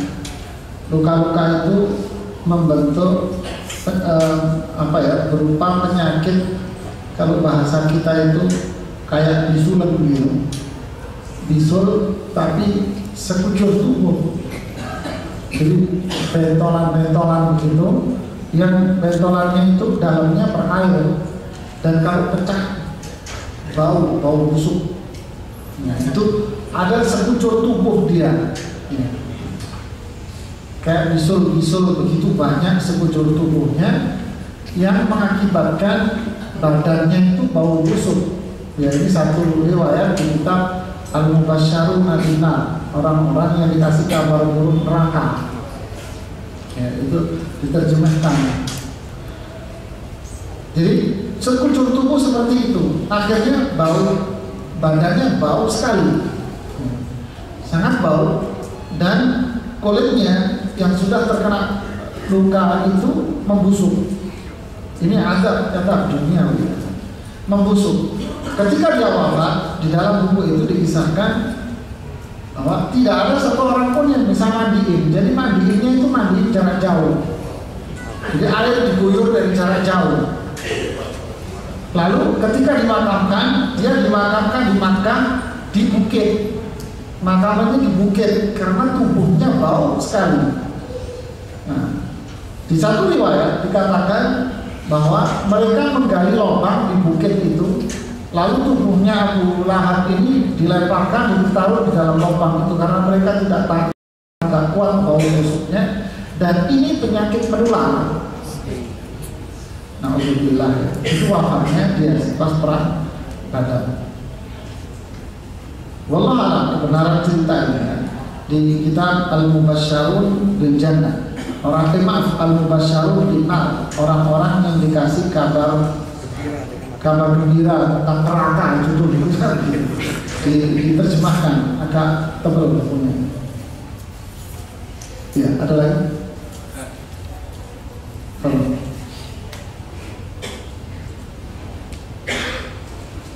Assalamualaikum warahmatullahi wabarakatuh.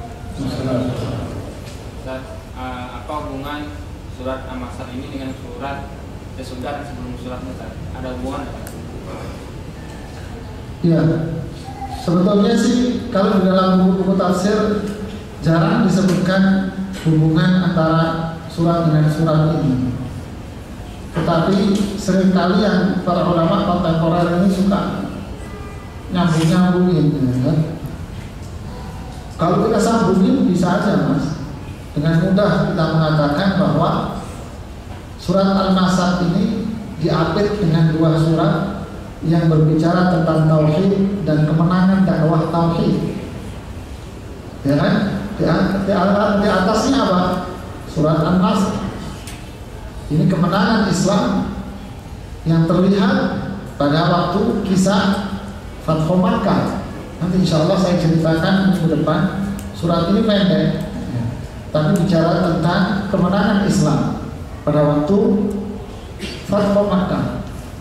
Dan sebagian meriwayatkan turun pada waktu hari tasyrik di Haji Wada.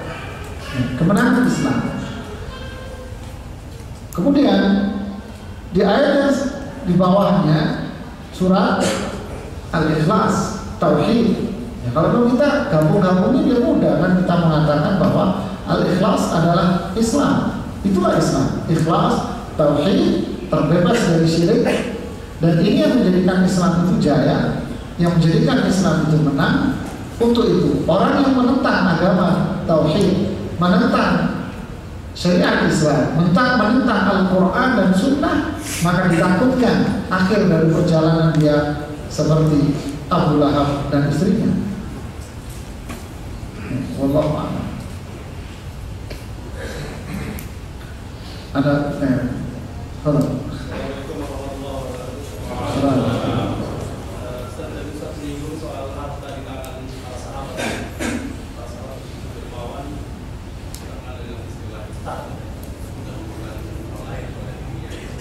Ada kasus zaman sekarang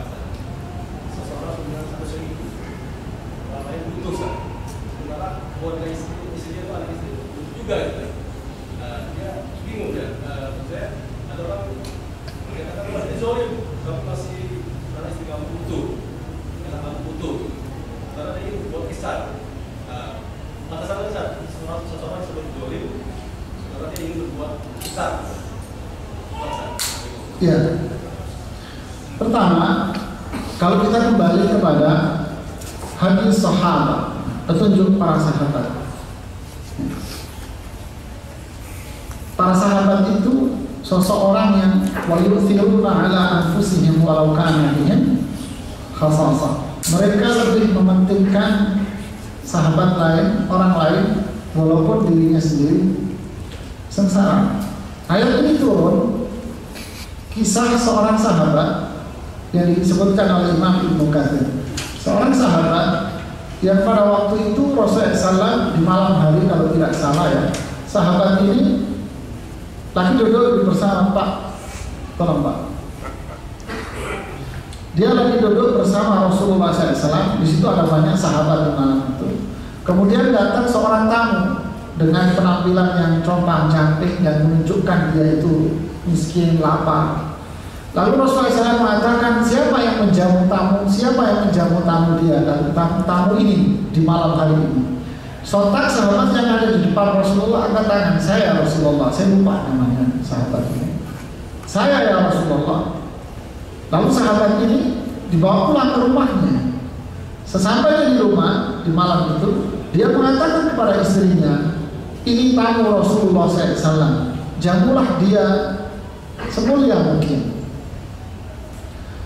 Lalu suaminya mengatakan, keluarkan semua makanan yang ada pada kami. Istrinya ngomong, Mas, ini bahasa sekarang ya, Mas, tidak punya makanan sama sekali. Kita cuma punya bubur buat bayi ini. Kebetulan sahabat ini punya bayi. Makanan bubur buat bayi ini. Kata sahabat ini apa? Subhanallah, ini yang kita tidak punya. Apa? Matikan lampu. Ini bahasanya di situ hadisnya. Tentu zaman itu nggak ada lampu, maksudnya penerangan ya. Matikan penerangan itu. Masuk ke kamar, tidur dan ajak anakmu yang lapar ini tidur. Mana bubur bayi? Dikasih dan disajikan ke tamunya, anaknya suruh tidur lapar. Esok harinya ketika mereka keluar untuk sholat subuh bersama Rasulullah SAW, ternyata Rasulullah berdiri menunggu kedatangan sahabat ini. Sahabat itu datang sontak dipeluk sama Rasulullah SAW sambil beliau mengatakan, Barakallahu fiik, Allah telah memberikan keberkahan pada dirimu. Ayat ini turun perihal sahabat ini. Wa yu'thiruna ala anfusihim walau kana bihim khasasah. Inilah sahabat. Ada kisah sahabat lain yang dia sangat miskin sekali, diberikan santunan makan oleh sahabat ini. Lalu makanan ini pun diterima, tapi diberikan ke tetangga sebelahnya. Sampai muter kembali lagi ke yang punya, yang pertama sudah wafat. Subhanallah. Ketika Rasulullah, kisah Umar tadi, selepas Umar pulang dari Kufah, Umar memanggil bahasa kita ajudan ya sekarang, membawa sekantong uang yang berisikan 400.000 dirham. Lalu mengatakan, berikan uang ini kepada Abu Ubaidah dan jangan pulang sebelum kamu tahu uang ini buat apa. Diberikanlah uang itu. Dan sesuai pesan Amirul Mukminin, dia pergi. Dia mengatakan, ini ada titipan dari Amirul Mukminin. Sampaikan salamku kepada Amirul Mukminin. Kemudian dia masuk ke dalam rumahnya dan memanggil budaknya, si Abu Ubaidah. Manggil budaknya, apa? Bagi uang ini ke seluruh orang kampung ya. Dibagi uang itu ke seluruh fakir miskin di kampung. Dia sendiri sesen dan ambil. Di waktu yang sama, Umar juga mengirim uang yang sama dalam jumlah yang sama maksud saya kepada sahabat Mu'adz bin Jabal. Berikan uang ini ke beliau, jangan pulang sampai kamu tahu uang ini buat apa. Sesampai di rumah yang Mu'adz, ini dari Amirul Mukminin Umar, diambil uang itu, Kalau dia masuk ke dalam rumahnya, ya bedanya istri seorang sahabat. Dia bilang sama istrinya, ini uang, bagikan ke seluruh penduduk kota yang miskin. Istrinya bilang, ya Mu'ad, wahai Mu'ad, kita malam ini tidak ada makanan yang bisa kita makan. Diambil 2 dinar, cukup buat makan malam itu toh. Sisanya dibagi. Inilah para sahabat. Jawaban yang pertama yang Mas. Jawaban yang kedua, kasus Sa'ad bin Abi Waqqas ketika sakit pada waktu Haji Wada. Kemudian Sa'ad bin Abi Waqqas ingin menghibahkan hartanya berapa? 2/3. Dia ingin menghibahkan, dia ingin infakkan seluruh 2/3 dari hartanya. Rasulullah mengatakan jangan. Fasyatu ya Rasulullah, separuh aja yang mau saya infakkan. Rasulullah menjawab tidak boleh. Fathuluthu ya Rasulullah, sepertiga saya mau infakkan ya Rasulullah. Fathuluthu wa thuluthu kathir, sepertiga dan sepertiga itu sudah sangat banyak. Syekh Muhammad Shalih Al-Utsaimin mengomentari hadis ini dengan mengatakan apa? Orang yang dalam kondisi sakit parah, dalam hitungan dalam prediksi manusia bahwa dia akan wafat, tidak boleh menghibahkan dan menginfakkan hartanya lebih dari sepertiga. Kenapa? Karena dia wafat. Alasan Rasulullah di situ, Rasulullah menyebutkan alasannya. Innaka intadhara warathataka aghniya khairun laka min antadharahum 'alatan yatakaffafun nas. Kamu meninggalkan ahli waris dalam keadaan kaya jauh lebih baik daripada kamu tinggalkan ahli warismu ini miskin. Kapan? Kata Syekh rahimahullah, ketika dia sakit dan diprediksi akan wafat setelah itu. Tidak boleh menghibahkan dan menginfakkan hartanya dalam jumlah besar. Kecuali Ibnu Abbas mengatakan boleh 1/4. Abu Bakar As-Siddiq boleh 1/5. Kenapa? Mau wafat Mas, anakmu lebih penting. Ketika dia sehat, dia boleh menginfakkan dan menghibahkan hartanya semau dia, seperti yang terjadi pada diri para sahabat. Itu jawabannya. Ya. Mana qasad sadaqatun, mana qasad sadaqatun min malin. Sebuah harta tidak akan berkurang disebabkan karena sedekah. Enggak. Ya, kalau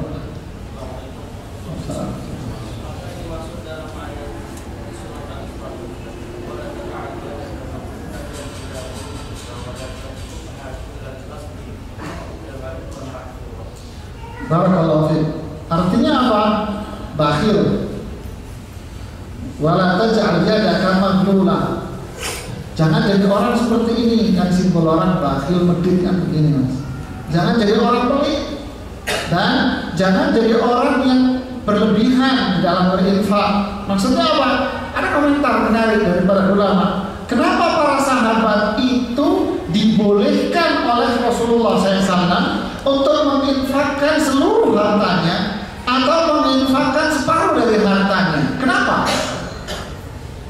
Kenapa Mas? Ada komentar dari para ulama. Mereka mengatakan karena Rasulullah tahu bahwa mereka ini satu memiliki keimanan dan keyakinan kepada Allah yang tinggi. Yang kedua, karena mereka tahu bahwa uang mereka kalau diinfakkan semua sebetulnya nggak habis semua Mas. Habis saat ini diinfakkan 100%, besok datang lagi yang banyak.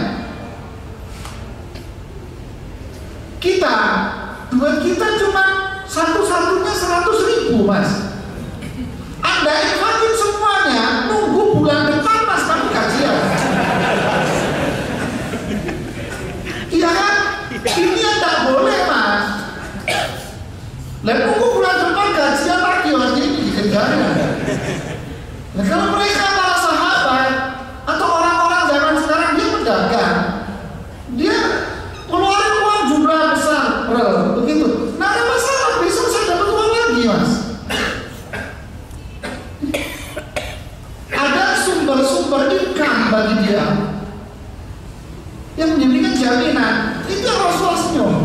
Wahai Abu Bakar, berapa yang kamu sisakan buat keluargamu? Separuh ya Rasulullah. Senyum. Ketika turun ayat lan tanalul birra hatta tunfiqu mimma tuhibbun, kalian tidak akan mendapatkan albir, kebaikan pahala, sampai kalian menginfakkan harta yang kamu cintai. Bukan gak doyan dikasih orang, Mas. Ya sih dapat pahala, tapi ya pahala tempe-tempe Pak. Pahala yang afdal, bir yang kamu sukai kasih orang. Abu Bakar Umar datang dengan separuh hartanya dengan mengatakan, hari ini saya mengalahkan Abu Bakar. Abu Bakar datang, maaf kali ahli, apa yang kamu sisakan buat keluargamu? Gak ada ya Rasulullah. Apakah ditegur, diomelin sama Nabi? Tidak, karena Abu Bakar besok dapat uang lebih banyak dari ini. Utsman bin Affan 1000 ekor onta, Mas, full dengan sembako. Asosiasi pedagang datang ngumpul di rumahnya Utsman. Ya Utsman, saya kasih keuntungan 3 dirham per itemnya, dan ini keuntungan terbesar di negara Arab. 3 dirham per item saya kasih keuntungan. Utsman bilang apa? Nggak mau. Minta berapa? 10. Emang ada? Ada. Saya minta 700 dikasih. Sama Allah.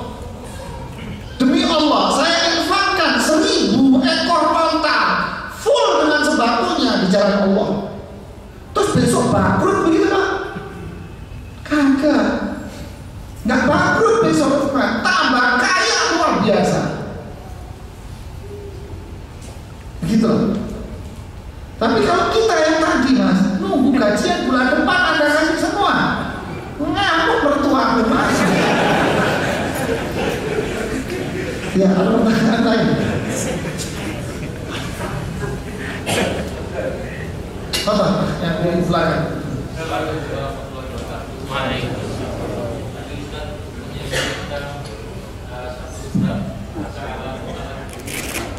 Apa? Tentang apa? Tolong-tolonglah dalam kebaikan. Ya. Jadi saya teringat kalau misalkan saya bekerja di perusahaan A, mempunyai anak perusahaan B. Yang A ini tadi adalah perusahaan yang menggunakan bahasa Rentenir. ya, Riba. riba. Nah, saya bekerja di perusahaan B, anak perusahaannya A tadi. Apakah saya juga termasuk dalam tadi Ustaz, atau menolong dalam Bergerak dalam bidang yang sama? Tidak. Yang A tadi bergerak di bidang perbankan. Yang saya anak usahanya bergerak di bidang pengelola gedung gitu. Pengelola gedung apa? Yang gedung yang menunjang yang di A tadi. Oh, gedung bank itu? Iya, betul. Sami mawon, Mas. Sama saja, gedung-gedung itu kok. Gedung-gedung dia, perusahaan-perusahaan dia, semuanya, Mas. Tukang cuci di situ juga kena, Mas. Tukang sapu di situ kena semua. Kenapa? Karena mereka makan akal la'anallahu akila riba wa mukilahu wa katibahu wa syahidain. Allah melaknat orang yang ngasih riba, ya, yang makan riba, yang nyatet riba, dan yang menyaksikan di situ. Tukang sapu menyaksikan, Mas. Terkena semuanya. Ya. Ini apa itu? Dengan adanya tadi kalau ada vendor yang lain, gimana? Vendor yang lain tapi tetap mensupport perusahaan tadi gimana? Maksudnya gimana? Vendor itu yaitu orang lain yang misalkan ada ini. Ya, perusahaan lain. Ya, perusahaan lain lagi tadi. Yang masuk ke situ. Yang supply gitu loh. Intinya mau perusahaan siapapun, Mas. Tapi dia masuk di dalam ranah dan lingkungan mereka, kan? Masuk di lingkungan situ nggak? Ya. Lingkungan bangga. Ya sama aja. Anda ikut sama mereka. Ya, Anda ikut pekerja, kan? ikut dalam sebuah rangkaian sistem mereka. Itu kan rangkaian sistem mereka. Ya, sama aja. Mau perusahaan siapa aja. Kalau kita lagi selain. Kalau tadi yang di belakang. Kalau sebagaimana berita kekayaan Usman Faisal Barat yang menyatakan kekayaan tersebut diterima ada dolar pemerintahan Arab Saudi. oh, yang cerita kekayaan Utsman di sumur itu. Ya bisa jadi. Saya teringat doa Rasulullah Sallallahu Alaihi Wasallam pada hartanya Utsman pada waktu perang Tabuk. Perang Tabuk, di mana pada waktu itu musim panas, kering, tidak ada makanan sama sekali. Ya. Rasulullah mengatakan, barang siapa man sa'ada yauman usra atman lahul jannah. Barang siapa yang membantu pasukan yang penuh dengan kesulitan ini, saya jamin dia masuk surga. Utsman bin Affan datang dengan membawa uang. Orang yang pertama membantu dan menginfakkan hartanya untuk perang Tabuk adalah Utsman bin Affan. Dia membawa uang 3.000 dirham, maaf 3.000 dinar. Berapa? 1 dinar itu sekarang 3.200.000 ya. 3.200.000 mas, hitung sendiri mas. 3.000 dinar. Kemudian membawa 200 auqiyah, 200 batang perak, ditaruh di depan Nabi ini Rasulullah, diterima oleh Rasulullah dan ditaruh di pangkuannya. Kemudian beliau mengangkat tangan, ya Allah, berilah keberkahan terhadap hartanya Utsman bin Affan. Doa Nabi bisa aja ya terjadi karena doa Rasulullah Sallallahu Alaihi Wasallam. Ya. Ada lagi? Pada Ustaz. Saya mau nanya mengenai Abu Lahab yang tadi meninggalnya itu bentol-bentol dan itu merupakan bau busuk. Apa yang saya tanyakan? Apa yang menyebabkan bentol tadi Pak? Penyebabnya?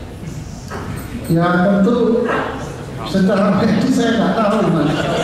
Tapi secara umum bisa kita katakan bahwa ini adalah azab yang Allah berikan kepada dia. Kalau memang kisah itu benar, kalau memang kisahnya sahih, ya ini adalah azab yang Allah berikan kepada dia, azab duniawi. Terkadang azab Allah ini ditunjukkan kepada kita, Pak. Ya. Seringkali azab dunia, azab Allah diperuntuk dilihat oleh manusia semua. Dan itu sengaja Allah buka. Tujuannya adalah agar manusia bertaubat dan kembali kepada Allah. Tetapi kemaksiatanlah yang senantiasa manusia justru lupa. Selalu dimaknai, lah itu kan cuma karena penyakit fisik, wajarlah karena sudah usia tua. Itu yang selalu orang katakan. Bencana alam, ya wajarlah Pak, itu kan karena faktor struktur tanah yang memang melemah. Apalagi ditambah musim penghujan dengan volume air yang semakin banyak, yang menjadikan konstruksi tanah itu semakin melemah, maka terjadilah erosi itu semuanya. Terserah kamu mau ngomong apa. Ini semua bisa azab dari Allah Subhanahu wa Ta'ala. Terserah mas mau pakai analisa, pakai kacamata apa, karpung kata orang Jawa Timur. Yang jelas azab min Allah. Yaghzu jaysun al-Ka'bata hatta idza kanu bi Baidaa yuqsamu bi awwalihim wa akhirihim.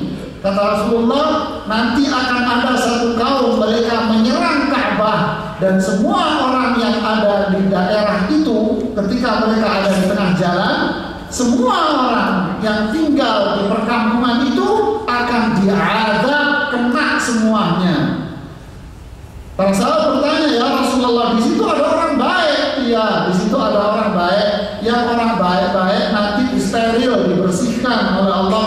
juga adab, Mas.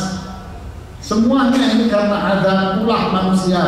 Zaharal fasadu fil barri wal bahri bima kasabat aydin nas. Kerusakan itu terjadi di mana-mana, di muka bumi, di daratan, di lautan. Jangan disalahkan ini fenomena-fenomena alami seperti banyak orang menafsirkan ayat ini seenaknya saja.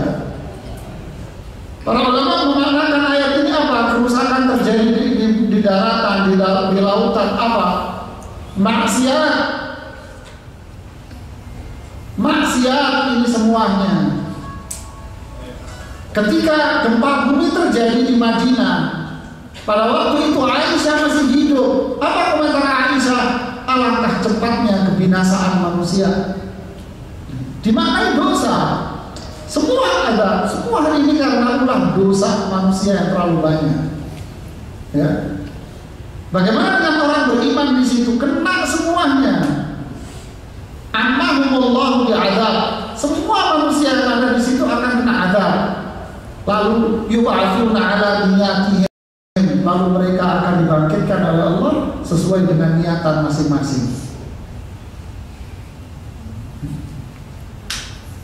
Ilustrasinya, Anda makan nasi goreng. Ternyata makan nasi goreng, Satpol PP datang, Mas, digerebek Anda. Kenapa? Ternyata area situ area pelacuran.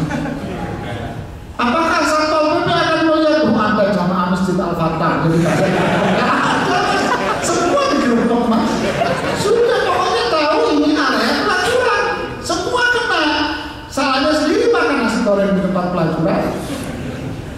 Nanti nginep dulu, Mas, 2 kali 24 jam. Nginep dulu, baru di situ keluar. Nah, begitulah ilustrasinya. Ya Rasulullah, alaysa fihim khiyaruhum? Ya Rasulullah, bukankah di situ ada orang baik? Iya, summa yub'atsuna 'ala niyatihim. Ya, tetap mereka diazab. Nanti di akhirat dikeluarkan orang-orang yang punya niatan baik, orang-orang yang taat kepada Allah. Wallahu a'lam bishawab. Ini yang saya bisa sampaikan, mudah-mudahan bermanfaat. Kurang lebihnya saya minta maaf. Subhanallahumma bihamdik, asyhadu an la ilaha illa anta, astaghfiruka wa atubu ilaik. Assalamualaikum warahmatullahi wabarakatuh.